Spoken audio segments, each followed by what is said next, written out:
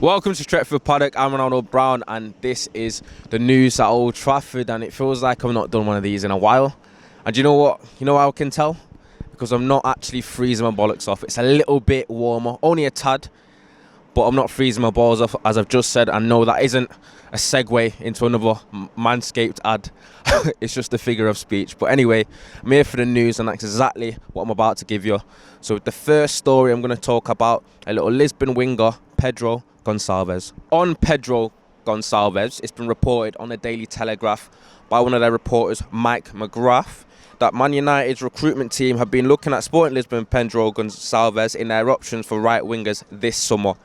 United have been monitoring him this season, where he has scored 15 goals in 22 games and he has a buyout clause of £51.7 million.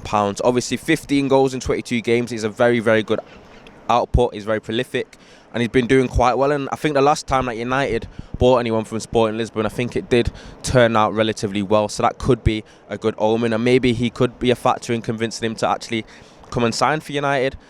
When I first heard of him a few months ago, I thought that he might have been a little bit more of a number 10 kind of player, more of a cam, similar to Bruno. But the fact that he's been operating on the right wing quite a lot this season and been very productive when he has done so, he could be a viable option. Obviously, 51.7 million does seem quite steep, but when you compare it to what we would have paid for the likes of Jadon Sancho and the likes, even the way that we entertained Ousmane Dembele a year or so ago, it could be a little bit of a cheaper option and it could be a little bit of a bargain, and it depends how it might turn out. We've got to look at alternative options. The Jadon Sancho saga has gone on for about 2 years now, and we don't know whether the summer could pretty much follow suit. So if you are able to bring in a player of this ability and talent, because he has been very productive in the Portuguese league, it can't be a bad thing. So tell me what you think about Pedro. Do you think he'll be a good signing? Do you think he'll actually be an alternative to Jadon, or do you think Jadon Sancho will be the man that United inevitably go after? But 52 million in and around that could be a decent deal for United, but we'll have to wait and see. And with the next story, it is surrounding the Serbian centre-half Nikola Milenkovic, who is emerging as a leading centre-back target for Man United. And we've been talking about needing a centre-half for quite a while now. It's been something that's been talked about throughout the season, and it's been pretty much reflected in our defensive record in terms of the goals that we've conceded. Even though it has become a little bit better of late, it's definitely somewhere we need to show up, because we aren't completely convinced by all our centre-halves at the moment.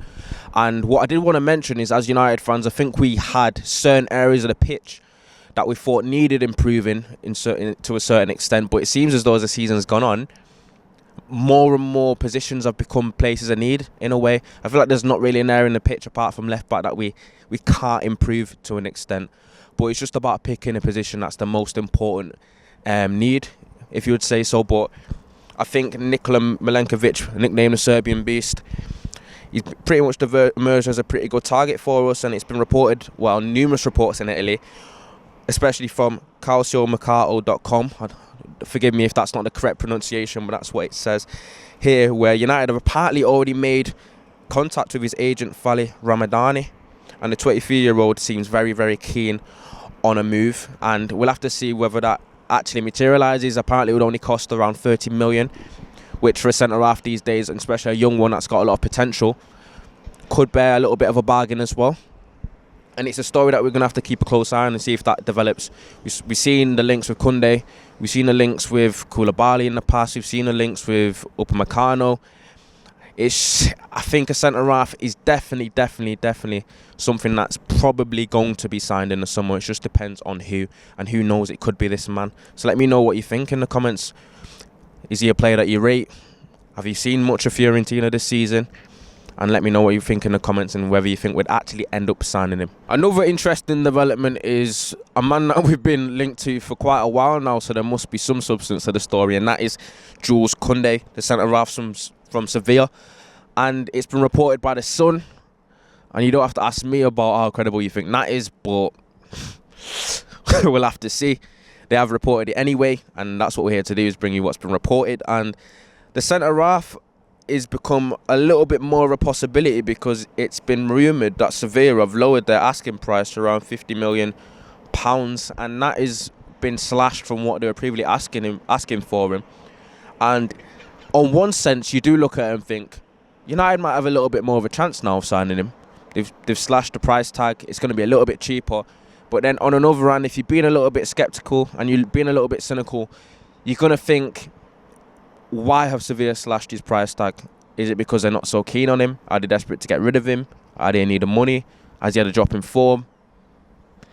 It's going to be interesting to see why that has occurred. But the fact that it's been slashed, United have more of a possibility of signing another centre-half. So United actually have a number of options and a number of directions that they might go in when it comes to the summer. But as for Jules Koundé, he's had his price tag slashed, and who knows, United could end up signing. Do you want Koundé? Would you prefer Milenkovic? Or do you just want any centre-half to kind of better our defence next season? So let me know what you think in the comments about that one. And with the final transfer story, it's surrounding a little Wonderkid. We know we all like a Wonderkid story, and it's a 17-year-old player called Yusuf Demir from Rapid Vienna. The teenager has been attracting a lot of attention from the Europeans' biggest clubs with his impressive form this season. Apparently United face a battle with Barcelona and Man City to get his signature. And this is another man that is a winger. We've been signing a lot of young players. It's pretty much the United way, seeing if they can sign a young player and see if they can develop him. And he could turn out to be something special. The fact that he is getting regular first-team football as a 17-year-old and impressing shows that he's got a lot of potential and a very high ceiling. I'm not sure whether he's been likened to Lionel Messi. That's what they call him, the Austrian Lionel Messi. But that is a lot of pressure to put on a young lad, and we all know that Lionel Messi is a generational talent, and if you get a player anywhere in a stratosphere of his kind of quality, then we've got a potential good player on our hands. And the fact that it's been reported by the Daily Express, I'm not sure how credible that is as a source. I don't know whether it's just a young player's playing well in Europe and United is just a name that's been thrown in alongside it as a link. But who knows?